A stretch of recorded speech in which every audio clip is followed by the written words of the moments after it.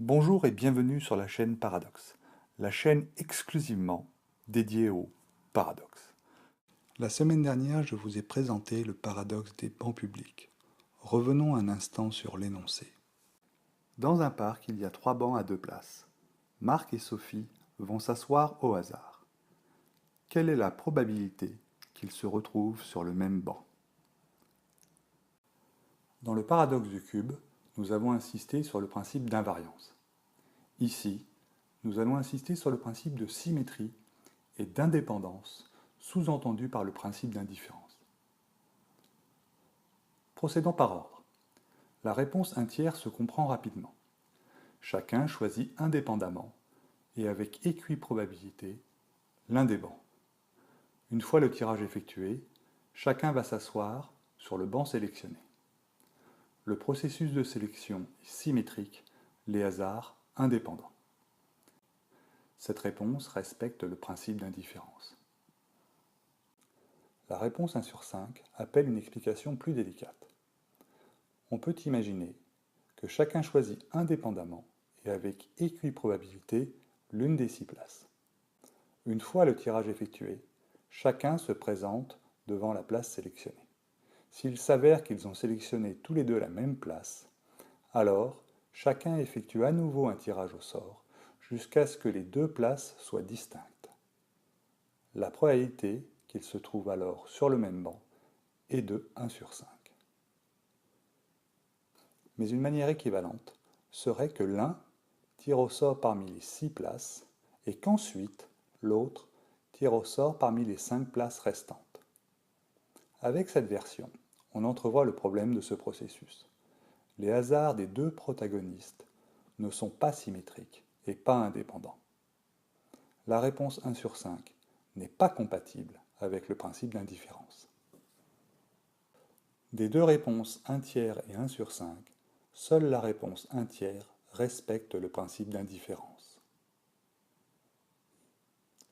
Pour ne dire qu'un mot sur le paradoxe de la corde de Bertrand, sa résolution passe par le même raisonnement que celui des bancs publics. Si vous regardez attentivement, vous conclurez, comme Borel en son temps, qu'une seule des 3 constructions vérifie le principe d'indifférence. Il s'agit de celle qui aboutit à une probabilité de 1/2. Les amoureux qui se bécotent sur les bancs publics,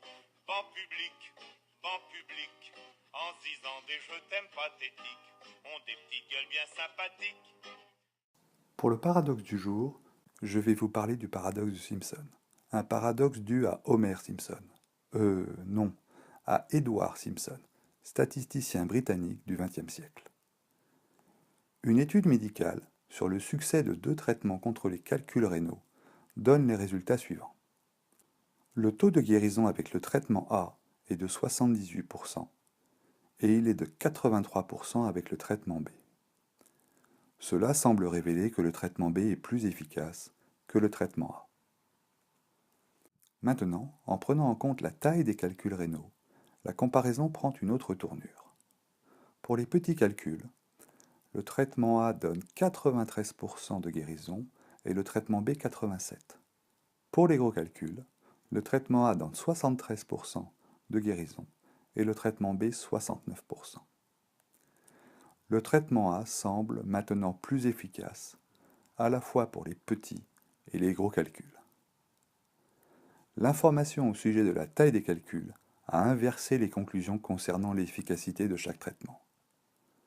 Mais les calculs sont nécessairement petits ou gros, sans même connaître leur taille. C'est le paradoxe de Simpson. Mais c'est très bien, les Français comprendront que vous n'avez rien à proposer. C'est de la poudre de perlimpinpin. Perlimpinpin. Perlimpinpin. Perlimpinpin. Perlimpinpin. Perlimpinpin. Comment comprendre et résoudre ce paradoxe? C'est ce que nous verrons la semaine prochaine. Mais avant de nous quitter, 7 indices chez vous.